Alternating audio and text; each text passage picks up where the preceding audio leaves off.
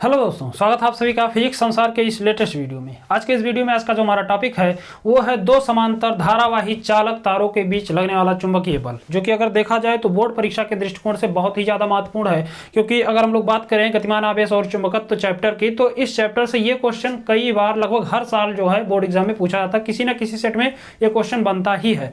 तो अगर board exam के दृष्टिकोण से देखें, यूपी बोर्ड के दृष्टिकोण से देखें, तो काफ़ी ही ज़्यादा महत्वपूर्ण प्रश्न है।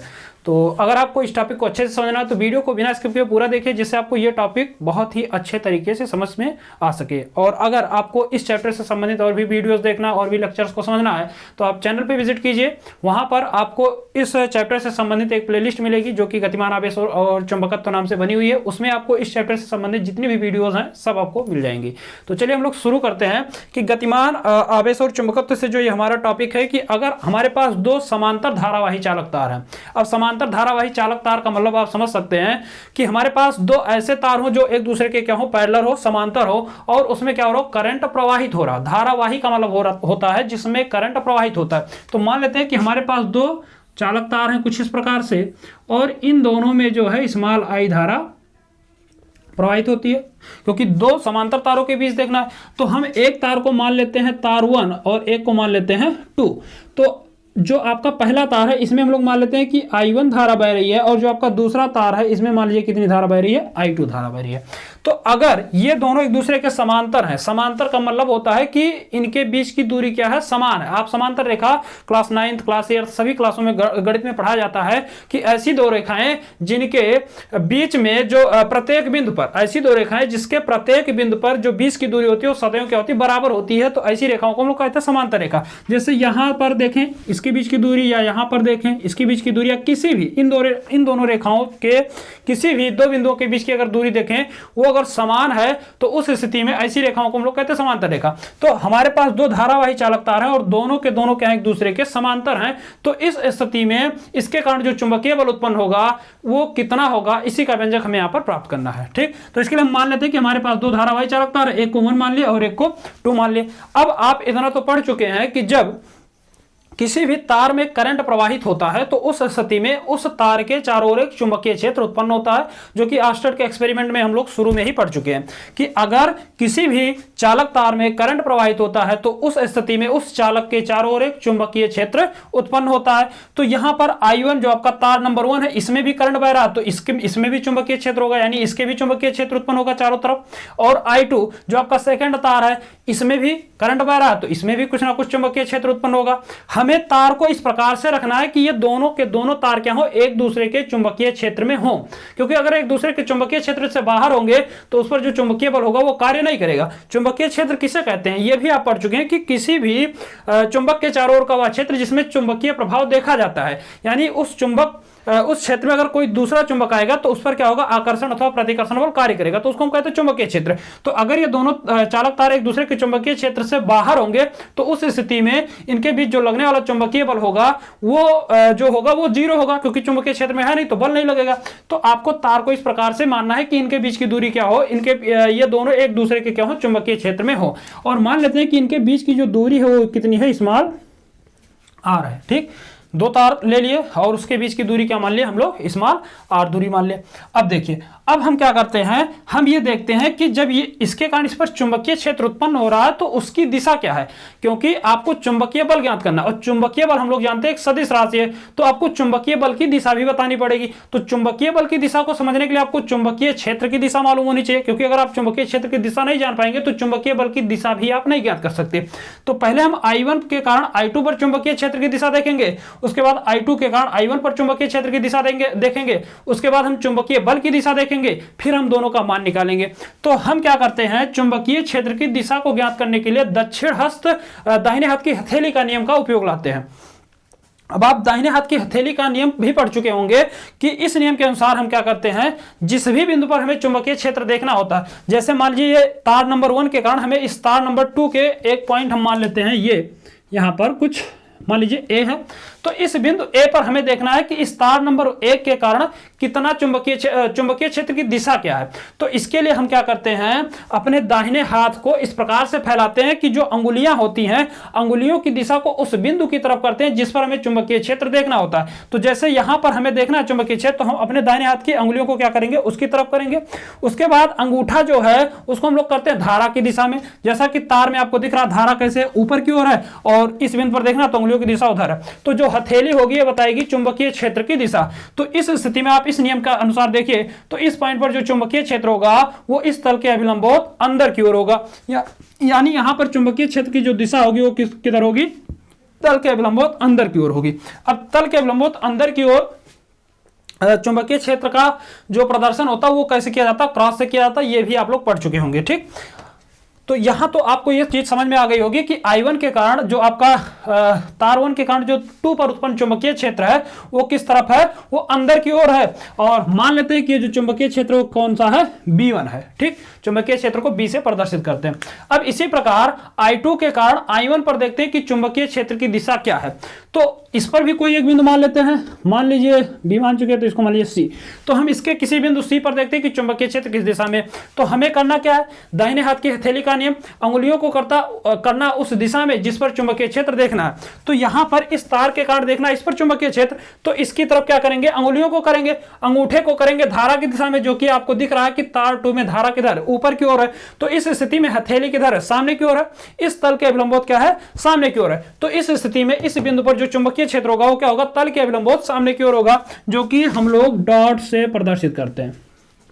ठीक, तो आपको यहां पर चुंबकीय क्षेत्र की दिशा ज्ञात हो गई होगी कि तार 2 पर A के कारण जो चुंबकीय क्षेत्र वो तल के अभिलंबोत अंदर की ओर है, और तार 2 के कारण जो आपका 1 है इस पर जो उत्पन्न चुंबकीय क्षेत्र है वो इस तल के अभिलंबोत सामने की ओर है। ठीक, तो चुंबकीय क्षेत्र की दिशा ज्ञात हो गई। अब हम जानते हैं कि अगर ये एक और इसको हम लोग मान लेते हैं कि ये क्या है, B2 है। अब ये अगर एक दूसरे के चुंबकीय क्षेत्र में हैं और इसमें करंट बह रहा है, तो उस स्थिति में इस पर क्या होगा, चुंबकीय बल भी उत्पन्न होगा। यानी ये तार इस पर चुंबकीय बल लगाएगा और ये तार इस पर चुंबकीय बल लगाएगा। तो हम पहले समझते हैं कि चुंबकीय बल की दिशा क्या है, फिर उसका परिमाण तो डेरिवेशन तो हमें करना ही है। तो हम क्या करते हैं, पहले यहां पर पहले तार के कारण दूसरे पर चुंबकीय क्षेत्र की दिशा देखते हैं, उसके बाद दूसरे तार के कारण पहले पर चुंबकीय क्षेत्र की दिशा देखते हैं, चुंबकीय बल की दिशा देखते हैं। तो चुंबकीय बल की दिशा को ज्ञात करने के लिए फ्लेमिंग के बाएं हाथ के नियम का उपयोग करते हैं। यह भी आपको पढ़ाया गया होगा। फ्लेमिंग के बाएं हाथ का नियम होता क्या, आप एक बार समझ लीजिए। फ्लेमिंग के बाएं हाथ का नियम होता है कि इस नियम के अनुसार हम क्या करते हैं, अपने बाएं हाथ की प्रथम 3 अंगुली, अंगूठा, तर्जनी और मध्यमा, इन तीनों को परस्पर इस प्रकार से फैलाया जाता है कि ये तीनों परस्पर क्या होते हैं, 90 डिग्री के कोण बनाते हैं, यानी परस्पर अभिलंबवत होते हैं। यानी ये एंगल भी 90 हो, ये एंगल भी 90 हो। तो अगर ये तीनों परस्पर 90 डिग्री के कोण बनाते हैं, तो उस स्थिति में अगर हम जो तर्जनी उंगली है इसको हम लोग करते हैं किस पर, इसको हम करते हैं चुंबकीय क्षेत्र की दिशा में। जो आपकी मध्यमा उंगली है इसको हम लोग करते हैं धारा की दिशा में। तो जो अंगूठा होता है ये बताता है आपका चुंबकीय बल की दिशा। एक बार फिर से समझिए, अपने बाएं हाथ के प्रथम 3 अंगुली, अंगूठा, तर्जनी और मध्यमा को इस प्रकार से फैलाते हैं कि जो आपकी तर्जनी होती है चुंबकीय क्षेत्र की दिशा को प्रदर्शित करे, जो मध्यमा होती है ये आपका विद्युत धारा की दिशा को प्रदर्शित करे, तो जो आपका अंगूठा होगा ये बताएगा चुंबकीय बल की दिशा। तो इसके अनुसार अगर हम लोग I1 के कारण I2 पर उत्पन्न चुंबकीय क्षेत्र की दिशा देखें, तो I1 के कारण I2 पर जो उत्पन्न चुंबकीय क्षेत्र होगा, तो हम जानते हैं कि यहां पर जो चुंबकीय क्षेत्र हो, क्या चुंबकीय जो बल होगा वो कैसे ज्ञात करेंगे। हम जानते हैं कि चुंबकीय क्षेत्र जो तल के अभिलंबोत अंदर की ओर है, तो तर्जनी को किधर करना है, तल के अभिलंबोत अंदर की ओर, जो कि हमने अंदर की ओर कर लिया। धारा किधर है, धारा हम लोग जानते हैं ऊपर की ओर है, तो मध्यमा को किधर करेंगे, ऊपर की ओर करेंगे। तल के अभिलंबोत तर्जनी उंगली करेंगे। आपका अंगूठा देखिए, तो अंगूठा क्या है, इस तरफ है, अंगूठा क्या है, हमारी तरफ है, अंगूठा इधर है, तो अंगूठा इधर है। इसका मतलब तार 1 के कारण 2 पर जो चुंबकीय बल हो किधर है, वो इधर की ओर है। ठीक, तो यहां पर हमने इसका निरूपण कर लिया। यहां पर जो चुंबकीय बल लग रहा है पहले के कारण दूसरे पर, वो होगा आपका क्या होगा, वो इस तरफ होगी उसकी दिशा। ठीक, एक बार फिर से समझिए, जल्दी नहीं है। हम क्या करेंगे, तर्जनी अंगुली को करेंगे चुंबकीय क्षेत्र की दिशा में, जो कि हम क्रॉस से दिखाएं तो क्रॉस का मतलब होता है कि तल के लंबवत अंदर की ओर है चुंबकीय क्षेत्र। इसको करते हैं, मध्यमा को करते हैं हम लोग धारा की दिशा में, जो कि क्या है ऊपर की ओर है। तो अंगूठा आपका क्या करेगा, अंगूठा आपको बताएगा चुंबकीय बल। तो हम क्या किए हैं, तल के लंबवत अंदर की ओर तर्जनी को कर लिए, धारा की दिशा में मध्यमा को कर लिए, अंगूठा हमारा इधर है, तो इसका मतलब जो चुंबकीय बल वो क्या है, इस तरफ है। ठीक, इसके बाद ये जो चुंबकीय बल है वो पहले के कारण दूसरे पर है। अब दूसरा भी क्या करेगा, पहले पर चुंबकीय बल लगाएगा, क्योंकि ये इसके चुंबकीय क्षेत्र में है। तो इस स्थिति में आप देखिए यहां पर चुंबकीय क्षेत्र की दिशा देखिए, तो तल के अभिलंबवत बाहर की ओर है। तल के अभिलंबवत डाट से मतलब है कि तल के अभिलंबवत बाहर की ओर है। तो इसके अनुसार तर्जनी को क्या करेंगे, सामने की ओर करेंगे।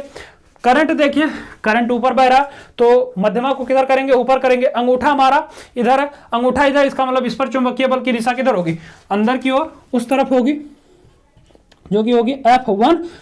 F12 का मतलब है 1 पर चुंबकीय बल 2 के कारण, और F21 का मतलब है कि 2 पर चुंबकीय बल 1 के कारण। ठीक, तो यहां पर हमने चुंबकीय बल की दिशा और चुंबकीय क्षेत्र दोनों की दिशा को समझ लिया। अब हम क्या करते हैं, दोनों का डेरिवेशन कर लेते हैं और फिर यह टॉपिक खत्म हो जाएगा।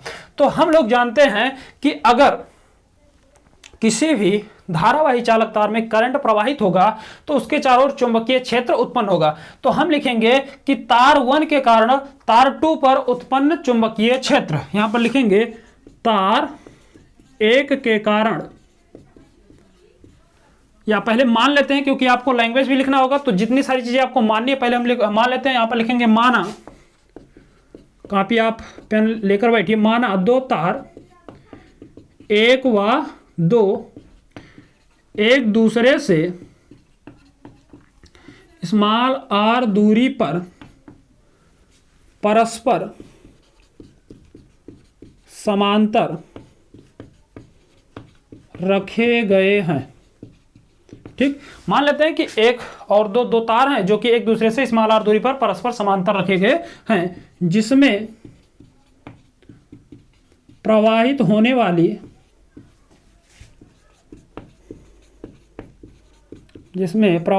वाली धारा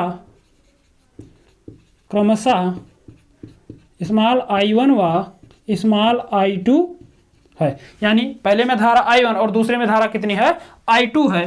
तब अब आगे लिखेंगे, तब तार 1 के कारण 2 पर उत्पन्न चुंबकीय क्षेत्र, तो तार 1 के कारण 2 पर जो उत्पन्न चुंबकीय क्षेत्र वो कितना है, B1 है। तो यहां पर लिखेंगे B1 इक्वल टू, आप सूत्र इसका डेरिवेशन कर चुके हैं कि अनंत लंबाई के सीधे धारावाही चालक तार के कारण चुंबकीय क्षेत्र कितना होता है, तो वो होता है mu naught into N into I upon mu naught into I, माफ कीजिएगा, जो सूत्र होता है वो होता है आपका mu naught into I upon 2 pi r। अब यहां पर i किसका लेते हैं, तो i हम लोग लेते हैं किसका, पहले का। यहां पर i किसका, यहां पर हम लोग क्या देख रहे हैं, चुंबकीय क्षेत्र देख रहे हैं, तो यहां पर हम i किसका लेंगे, पहले का लेंगे। i मतलब धारा, धारा किसका लेंगे, पहले तार का लेंगे। क्यों, क्योंकि पहले तार में जो प्रवाहित धारा है उसी के कारण चुंबकीय क्षेत्र उत्पन्न हो रहा, तो इसमें उत्पन्न चुंबकीय क्षेत्र। तो आप क्या करेंगे, यहां पर जो धारा का मान लेंगे वो क्या लिखेंगे, I1 लिखेंगे, और इसको बना लेंगे समीकरण नंबर 1। r क्या है, तो r दोनों तारों के बीच की दूरी है। ठीक, फिर आगे लिखेंगे, तथा तार 2 के कारण 1 पर उत्पन्न चुंबकीय क्षेत्र, जो कि होगा आपका B2। तार 2 के कारण 1 पर उत्पन्न चुंबकीय क्षेत्र क्या है, B2, और यह बराबर होगा mu naught into I2 upon 2 pi r। यहां पर भी r क्या, दोनों तारों के बीच की दूरी है। I2 क्या है, तो तार 2 में प्रवाहित होने वाली धारा, इसको बना लेंगे समीकरण नंबर 2। ठीक, तो यहां से हमने ज्ञात कर लिया कि चुंबकीय क्षेत्र का मान कितना है। इसके बाद हम ज्ञात करेंगे कि चुंबकीय बल, अब चुंबकीय क्षेत्र में है तो चुंबकीय बल भी कार्य करेगा। फिर आगे लिखेंगे, तथा आगे लिखेंगे, अब तार 1 के कारण, तार 1 के कारण, या आप ऐसे लिखिए कि चूंकि ये दोनों तार एक दूसरे के चुंबकीय क्षेत्र में स्थित हैं, इसलिए तार 1 के कारण 2 पर लगने वाला चुंबकीय बल। तो यहां पर लिखेंगे तार 1 के कारण तार 1 के कारण तार दो पर लगने वाला चुंबकीय बल, तार एक के कारण दो पर लगने वाला जो चुंबकीय क्षेत्र होगा वो होगा F21। दो पर लगने वाला चुंबकीय बल किसके कारण? एक के कारण। तो जिसके कारण होता है उसको बाद में, जिस पर लगता है उसको पहले। तो तार 2 पर देख रहे हैं, इस पहले पर, और ये होता है, पढ़े हैं, I into B into L into sine theta. ये हम लोग सूत्र पढ़ चुके हैं, इसका भी डेरिवेशन हम लोग कर चुके हैं कि F इक्वल टू होता है IBL साइन थीटा। यहाँ पर I क्या है? तो I होता है प्रवाहित होने वाली धारा, वो भी किस में? जिस तार पर हमें चुंबकीय बल देखना होता। तो यहाँ पर कौन सी धारा बह रही है? आपका I2। तो यहां पर आप क्या लिखेंगे, क्योंकि हम दूसरे में देख रहे हैं, तो I2। और चुंबकीय क्षेत्र किसके कारण है? तो 1 के कारण। तो यहां पर चुंबकीय क्षेत्र क्या होगा आपका? चुंबकीय क्षेत्र होगा आपका B1। ठीक, तो यहां पर जो चुंबकीय बल होगा वो F21 इक्वल टू हो जाएगा I2 into B1 into L sine theta. अब यहां पर आप थीटा का मान देखिए कि थीटा का मान कितना है। तो थीटा का मान होता है लंबाई और चुंबकीय क्षेत्र के बीच। तो चुंबकीय क्षेत्र हम जानते हैं कि तल के लंबवत अंदर की ओर है, और जो तार की लंबाई वो इस प्रकार से। तो इस स्थिति में आप एंगल देखिए, चुंबकीय क्षेत्र इधर है और तार की लंबाई ऊपर की ओर। तो एंगल देखिए कितने डिग्री का? 90 डिग्री का। तो थीटा का मान कितना हो जाएगा? 90 डिग्री। ये मान लाकर यहां पर रखेंगे तो हो जाएगा F21 equal to I2 into B1 और into L into sine theta. ठीक, B1 का मान समीकरण नंबर 1 से लाकर रखते हैं। यहां पर लिखेंगे समीकरण 1 से B1 का मान रखने पर, मान रखेंगे तो हो जाएगा F21 is equal to I2 into B1 का मान देखिए, B1 का मान है आपका mu naught into I1, mu naught into I1 upon 2 pi R, या इसको लिख सकते हैं F21 equal to mu naught upon 2 pi R into I1 into I2, या आप इसको ऐसे लिख सकते हैं mu naught into I1 into I2 upon 2 pi R, और इंटू आपका क्या है? यल भी है। अब हम क्या करते हैं, यल को इधर ले आते हैं। तो यल को अगर हम इधर ले आएंगे तो उस स्थिति में यहाँ से हम लिख सकते हैं कि F21 अपान यल, हमने जो आपका यहाँ पर यल था, यहाँ पर देखो यल भी तो है, तो यहाँ पर इंटू यल रहेगा। यल को हम क्या करेंगे? इधर ले आएंगे। तो यल को इधर ले आएंगे तो हो जाएगा F21 अपान यल, क्योंकि इधर गुणा में, इधर आएगा भाग में हो जाएगा, और बचेगा का बचेगा यहाँ पर mu naught into I1 into I2 upon 2 pi R। इसको हम लोग बना देते हैं समीकरण नंबर 3। ठीक, अब हम क्या करते हैं, ये जो बल था ये किस पर था? तो 2 पर 1 के कारण था। फिर आगे लिखेंगे तथा तार 1 पर 2 के कारण लगने वाला चुंबकीय बल। अब हम क्या करते हैं, तार 1 पर निकालते हैं कि 2 के कारण कितना चुंबकीय बल लग रहा है। पहले हमने क्या निकाला? 2 पर 1 के कारण, जो कि आपका आया F21 upon L equal to mu naught into I1 into I2 upon 2 pi R। अब हम देखेंगे कि पहले पर 2 के कारण लगने वाला जो चुंबकीय बल होगा वो होगा आपका F21। क्या होगा? आप 1 पर देख रहे हैं तो F12, क्यों? क्योंकि हम पहले पर देख रहे हैं दूसरे के कारण, तो F12, और ये बराबर होगा I। अब देखो किस में देख रहे हैं? पहले में देख रहे हैं, पहले पर देख रहे हैं, तो धारा का मान कितना लिखेंगे? धारा का मान यहाँ पर लिखेंगे I1, क्योंकि पहले पर देख रहे हैं तो I1 इंटू B2, क्योंकि इस पर चुंबकीय क्षेत्र कितना है? B2, तो B2 into L into sine theta. यहाँ पर भी थीटा देखिए, तल के अभिलंबोत चुंबकीय क्षेत्र सामने है और तार इधर है, तो इस स्थिति में एंगल आप देखेंगे, एंगल जो होगा 90 डिग्री होगा। तो यहाँ पर भी लिख लेंगे कि थीटा इक्वल टू क्या है? 90। तो यहाँ से आपको मिल जाएगा F12 is equal to I1 into B2 का मान हम क्या करते हैं, अभी रन देते हैं, पहले लिखते हैं। तो I1 into B2 into L sign 90, और साइन 90 मान हम लोग जानते हैं 1 होता है। यहाँ पर भी अगर आप चाहें तो लिख सकते हैं कि जो यहाँ पर साइन गायब हुआ है, इसका मतलब क्या है? इसका मतलब ये है कि साइन 90 इक्वल टू होता है आपका 1। ठीक, तो आप जब 1 रखेंगे तो 1 से गुणा करने पर कोई प्रभाव नहीं पड़ेगा। अब आप लिखेंगे समीकरण B2 का मान कहां से रखते हैं? 2 में। तो यहाँ पर लिखेंगे समीकरण 2 से B2 का मान रखने पर,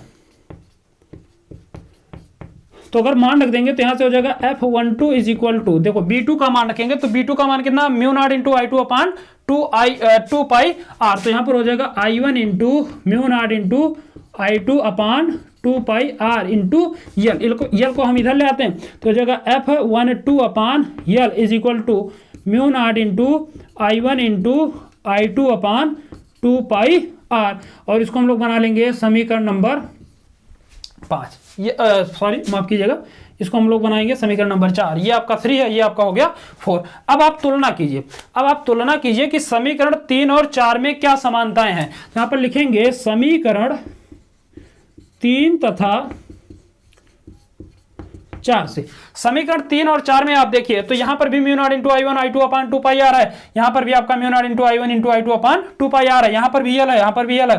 तो यहां पर अंतर क्या है, यहां पर F21 है और यहां पर क्या है F12 है। तो अगर सारे पद सेम है तो इसका मतलब क्या हुआ, इसका मतलब हुआ कि F21 जो है वो किसके बराबर है, F12 के। तो यहां पर लिखेंगे चूंकि F12 इज इक्वल टू क्या है, F21।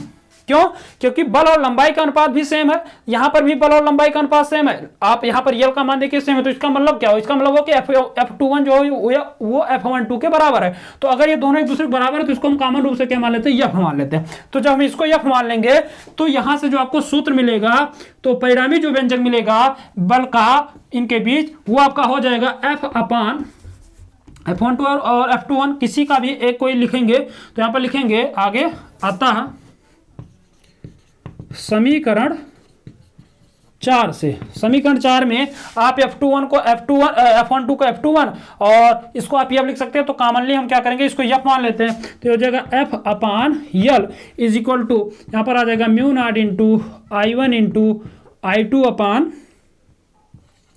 2πr, और ये हो जाएगा आपका चुंबकीय बल का सूत्र। अगर दो समांतर तार एक दूसरे के समांतर रखे हुए धारावाही चालक तार, तो यहां पर यह क्या है, चुंबकीय बल है, यल क्या है तो तार की लंबाई है, म्यू नॉट क्या है तो निर्वात की चुंबकशीलता है, I1 क्या है तो तार 1 में प्रवाहित होने वाली धारा है, I2 क्या है तो तार 2 में प्रवाहित होने वाली धारा है, 2π क्या है नियतांक है, r क्या है तो दोनों तारों के बीच की दूरी है। तो ये आपका सूत्र जो है बोर्ड एग्जाम में प्रूव करने के लिए पूछा जाता है। तो आई होप आपको ये टॉपिक अच्छे से समझ में आया होगा। इसका पहले आप स्क्रीनशॉट लीजिए, और अगर आप नोट्स भी चाहते हैं तो यही सारी चीजें आप नोट्स में भी लिखेंगे। सारी लैंग्वेज हमने यहाँ पर लिख दिया, तो पहले आप इसका स्क्रीनशॉट लीजिए।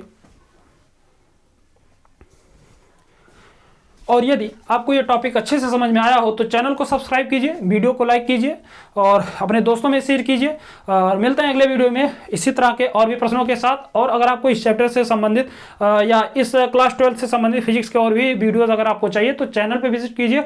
लगभग मैंने सारे जो चैप्टर हैं उसके वीडियोज़ पहले से ही अपलोड कर दिए, तो अगर आप इच्छुक हैं तो उसको भी जरूर देखिए। मिलते हैं अगले वीडियो में, तब तक के लिए जय हिंद।